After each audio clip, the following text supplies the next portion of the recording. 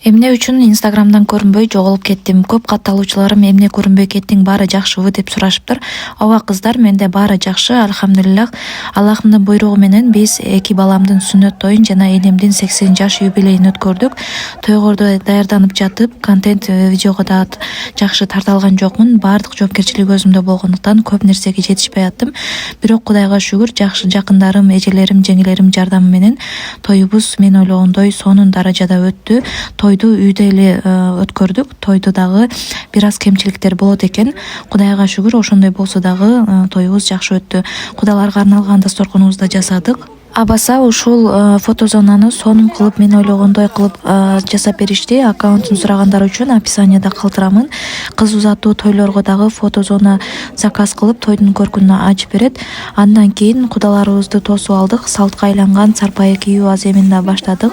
Абаса сиздерде дагы ушул салт барбы? Мен мындай нерселерге такыр көңүл бурбайт болчумун, кызыкпайт да болчумун. Эми чоң катын болуп ушуларды көрүп билип жатамын.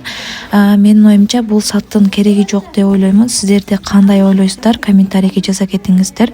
Кийинки укмуштуудай салтыбыз сториске киргизсем, көпчүлүккө такыр билишпейт экен. Бул салт бизде байбиче көтөрүү салты деп аталат экен. Бул эмнени түшүндүрөт?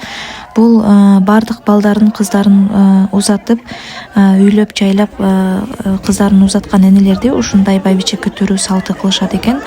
Байбиче көтөрүүнү кошуналар кылышты, а биз болсо кой белек бердик. Ал эми бул салт сиздерде барбы? Сиздерде койдун ордуна эмне белек беришет? Комментарийге жакшы сөзүңүздөрдү жаза кетиңиздер. Энем ар бир комментарийиңиздерди окуйт.